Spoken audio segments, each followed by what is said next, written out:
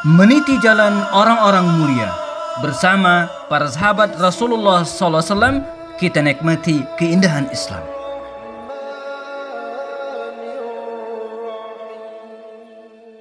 Assalamualaikum warahmatullahi wabarakatuh. Alhamdulillahi wa kafa. Asyhadu an la ilaha illallah, asyhadu anna Muhammadan abduhu wa rasuluhu al-mustafa wa ala alihi wa sahbihi wa mawala. Sahabat Rasulullah adalah orang-orang mulia. Namun bukan berarti mereka lepas dari masalah dan salah. Mereka adalah manusia yang juga bisa melakukan kekeliruan. Namun kekeliruan mereka dengan kita tentu berbeda. Kekeliruan kita mungkin berlebihan sampai melampaui batas, tapi tidak dengan para sahabat.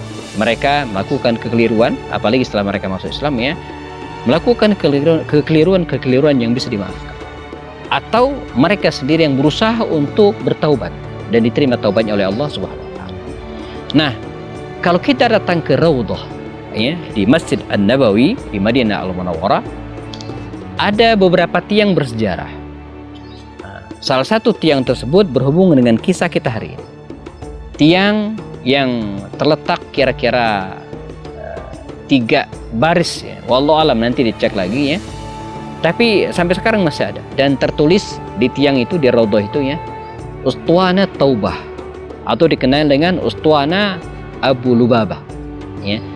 Nah, bagaimana tiang ini dinamakan demikian dan menjadi bersejarah ya? Kenapa salah satu tiang dari Raudhah itu ditulis dengan Ustuana Taubah atau tiang Abu Lubabah ya? Nah, kisahnya tidak bisa dilepaskan dengan seorang sahabat Nabi yang namanya Abu Lubabah bin Abdul Munzir ya. Abu Lubabah bin Abdul Munzir ini jamaah seorang Al-Ausi Al-Ansari, kabilah Aus Al-Ansar di Madinah Al-Munawwarah ya. Bashir bin Abdul Munzir, demikian nama asli ya, Bashir bin Abdul Munzir.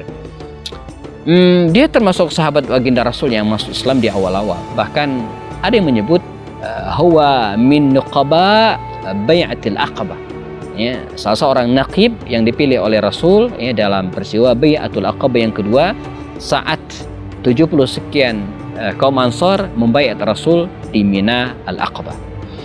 Nah, Abu Lubabah bin Abdul Munzir disebut dengan demikian Abu Lubabah karena dia emang punya anak namanya Lubabah ya, maka dipanggil dengan Abu Lubabah. Dia tidak ikut dalam perang Badar ya, karena Rasulullah memberikan tugas khusus bagi beliau untuk menggantikan Rasulullah di Madinah. Nah, jadi ini penghormatan yang luar biasa ya. Jadi dia mendapatkan tugas khusus dari Rasulullah untuk menggantikan beliau di Madinah Al-Munawwarah. Dan ini juga menjelaskan kepada kita jamaah bahwa ketika seorang pemimpin berhalangan, maka dia harus menunjuk wakilnya ya, sebagai orang yang akan menggantikan dia di tempat tersebut ya. Namun dalam perang-perang berikutnya dia ikut serta Uhud dan termasuk juga dalam perang Khandaq. Nah, ketika terjadi perang Khandaq, Yahudi Bani Quraidah berkhianat ya, yang mestinya mereka berkoalisi dengan Rasulullah, bersama-sama membela Madinah dari serangan 10.000 tentara Ahzab. Namun dasar orang-orang Yahudi Bani Quraidah berkhianat, menyeberang ke lawan ya, bersekutu dengan pasukan Ahzab. Ini pengkhianatan sangat fatal. Berkhianat ya, di tengah kecamuk perang berlangsung ya. Maka usai peperangan, malaikat Jibril atas perintah Allah SWT memberitahu Rasulullah agar ya, menyelesaikan urusan dengan Yahudi Bani Quraidah ini. Singkat cerita jemaah, berangkatlah Rasulullah ya, dari Madinah Al-Munawwarah bersama dengan para sahabatnya menuju perkampungan Bani Quraidah di bagian selatan kota Madinah Al-Munawwarah. Dan seperti kisah-kisah yang sebelumnya, orang-orang Yahudi ya, selain suka berkhianat, mereka juga punya karakter lainnya, yaitu penakut. Ini 2 karakter Yahudi teman-teman ya. Suka berkhianat, khanullah wa khan rasul, mengkhianati Allah dan Rasulnya, dan minal jubana, mereka adalah orang penakut. Ini kisah tentang Yahudi penakut ini dari zaman Musa alaihissalam ketika Musa mengajak mereka masuk ke Palestina, mereka mengatakan idhab anta wa rabbuka faqatila. Ya Musa, pergilah engkau dengan Tuhanmu, kami di sini nunggu sambil duduk-duduk begitu kira-kira ya. Nah, demikian juga dengan Yahudi di masa Rasulullah. Ketika Nabi mendatangi mereka, mereka tidak bisa berkutik. Ya. Dan karena pengkhianatan mereka sudah sangat parah, gitu kan, berbahaya, maka lewat sahabat Rasulullah Sa'ad bin Mu'adz, mereka pun diputuskan untuk dieksekusi. Ya, tentara-tentara perang yang terlibat perang ya, ditangkap atau digiring demikian kira-kira untuk dieksekusi. Nah, ada hal yang luar biasa menarik ketika eksekusi tersebut akan dilakukan. Rasulullah ya memerintahkan kepada Abu Lubabah bin Abdul Munzir ini untuk mendatangi markas Yahudi Bani Quraisyah ya.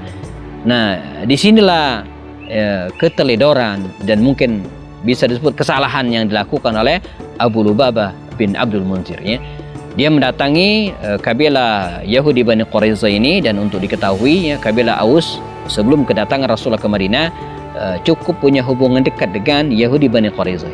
Mereka biasa berbisnis bersama, mereka biasa bermuamalah bersama, sehingga kedekatan antara Abu Lubabah bin Abdul Munzir dengan Yahudi Bani Quraisyah ini lumayan dekat ya.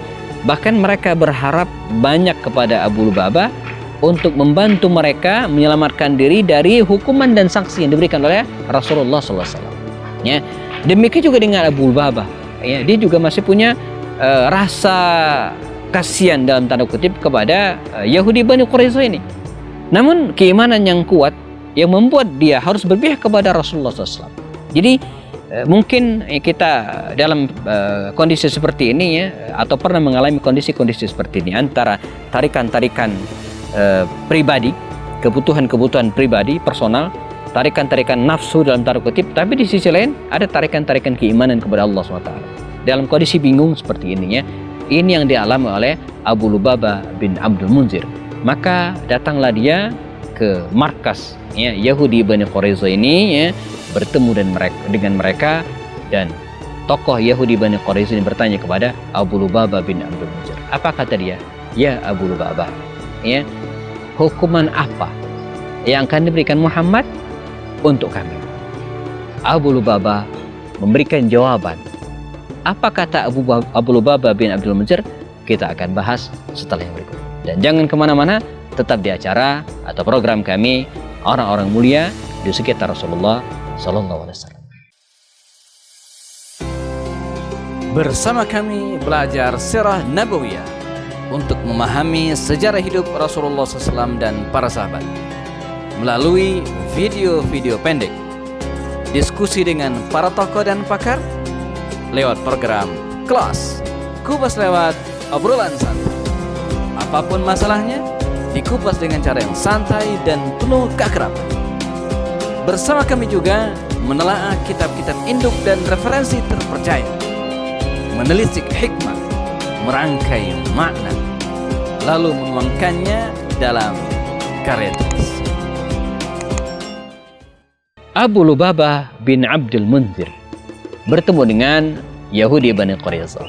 Mereka bertanya, ya Abu Lubabah, hukuman apa yang akan diberikan oleh Muhammad kepada kami? Ya, di tengah kebimbangan itulah Abu Lubabah bin Abdul Munzir memberikan isyarat ke tangannya. Ini pelanggaran. Ya, mestinya dia tidak boleh membocorkan rahasia ini kepada Yahudi Bani Quraisyah. Tapi karena kedekatan emosional, kedekatan sejarah dengan mereka, maka ya sengaja tidak sengaja dia melakukan hal ini. Tiba-tiba dia sadar bahwa dia telah melakukan kekeliruan sama sekaliannya. Seketika setelah proses eksekusi Yahudi Bani Quraisyah ini belum selesai, bahkan Abu Lubabah bin Abdul Munzir pergi meninggalkan pasukan. Dia lari ke pusat Madinah Al-Munawwarah. Dia tidak lari ke rumahnya, ya, dia tidak lari ke keluarganya, tapi langsung ke masjid. Ya, apa yang dilakukan? Dia datang ke Raudhah dan mengikatkan dirinya di salah satu tiang di Raudhah. Ya, Raudhah itu jamaah tempat antara makam Rasulullah hari ini dengan mimbar Rasulullah. Itu namanya Raudhah. Ya, ada 6 baris tiang kalau tidak salah ya, ada 6 baris tiang. Nah, dia mengikatkan diri di salah satu tiang tersebut. Dan kemudian dalam riwayat dia mengatakan, La wallahi, kata dia, demi Allah, ya, saya bersumpah, saya tidak akan melepaskan diri, ya, dari ikatan ini. Artinya dia sendiri yang mengikat dirinya, ya. La abrah makani hatta yatuballahu alayya mimma sanat. Saya berjanji tidak akan meninggalkan tempat ini sampai kemudian Allah SWT menerima taubat. Ya, dia tetap dalam kondisi demikian, jamaah rahimakumullah, ya, tangannya terikat di tiang masjid atau tiang raudhah tersebut. Dan ketika baginda Rasul mendengar berita tentang Abu Lubabah bin Abdul Munzir ini, maka beliau mengatakan, amma innahu, kata Rasul, lau ja'ani lastaghfartu lahu. Andai Abu Lubabah ini datang kepadaku meminta maaf, minta ampun, lastaghfartu lahu, maka saya akan minta ampunkan dia. Ya, amma idza qad fa'ala ma fa'al fama ana billadhi utliquhu min makanihi hatta yatuballahu alaihi. Adapun kalau dia sudah memilih melakukan hal ini, ya, lakukan, mengikat dirinya, kata Rasulullah, ya, fama ana billadhi utliquhu, maka saya tidak akan melepaskannya sampai kemudian Allah SWT memberikan taubat, menerima taubat Abu Lubabah bin Abdul Munzir. Ya, Abu Lubabah, ya, tetap mengikat dirinya di tiang masjid tersebut. Dikisahkan ketika tiba waktu sholat, ya, maka dia dilepaskan, gitu kan, dilepaskan, ya, oleh istrinya atau keluarganya. Kemudian dia bersuci, berwudu, kemudian setelah sholat diikatkan lagi, ya, istrinya sampai memberikan makanan, ya, mengantarkan makanan di tempat Abu Lubabah diikat tersebut, ya, dan berhari-hari malam dia mengikat diri tempat tersebut. Bayangkan teman-teman sekalian, begitu sikap para sahabat yang merasa diri telah melakukan sebuah kesalahan besar, gitu ya. Berlangsung sekitar, ada yang mengatakan 6 hari lamanya peristiwa tersebut. Bayang, bukan 2-3 hari, 6 hari lamanya. Sampai kemudian suatu saat, ya, datanglah atau ketika Rasulullah SAW di suatu malam, ya, di indas sahur, ketika waktu sahur, artinya di penghujung malam, saat Rasulullah berada di rumah istrinya Ummu Salamah radhiyallahu anha, Allah dengan kata-kata yang indah menurunkan firman-Nya, ya, dalam surat At-Taubah ayat 102. Wa akharuna i'tarafu bi dzunubihim khalatu 'amalan shalihan wa akhara sayyi'an asallahu ayyatuba 'alaihim innallaha ghafurur rahim. Ya, sungguh, kata Allah Subhanahu wa taala, ya, ada orang-orang yang i'tarafu bidzunubihim, mengakui dosa mereka, dan di mana mereka pernah mencampur baurukan antara pekerjaan yang baik dan buruk, berjihad di satu sisi tapi membocorkan rahasia ke musuh satu sisi. Ini namanya khalatu amalan salihan wa akhara sayyi'ah.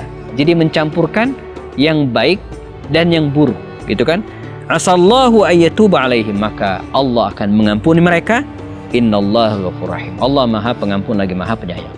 Maka diberikanlah kabar gembira ini kepada Abu Lubabah bin Abdul Munzir. Apa kemudian yang terjadi, teman-teman sekalian?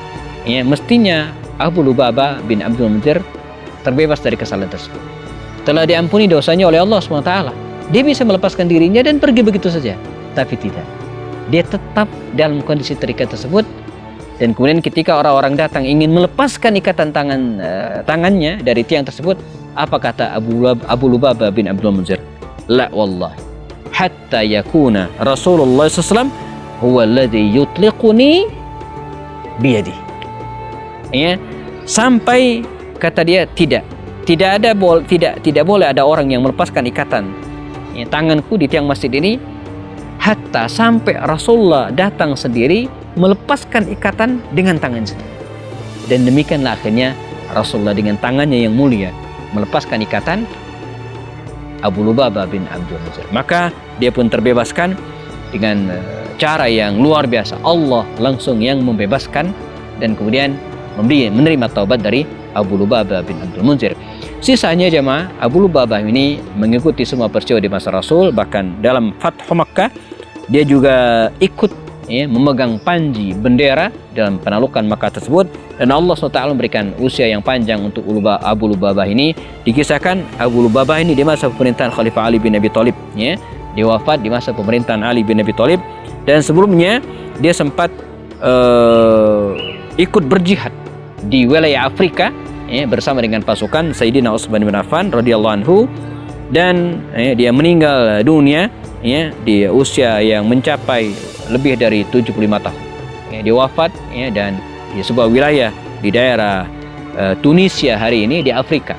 Luar biasa. Dia makamnya bukan di Madinah, Makkah, tapi jauh di daerah Tunisia, daerah Afrika, di masa pemerintahan Sayyidina Ali bin Abi Thalib radhiyallahu anhu. Semoga kita bisa meneladani pertaubatan Abu Lubabah bin Abdul Munzir. Benar bahwa manusia tidak mungkin lepas dari dosa dan maksiat, tapi khairul khatta'ina at-tawwabun. Sebaik-baik orang yang melakukan kesalahan adalah orang yang bertaubat. Kita bertemu lagi dalam kisah yang lainnya. Tetap bersama saya Happy Andi Bastoni. Assalamualaikum warahmatullahi wabarakatuh.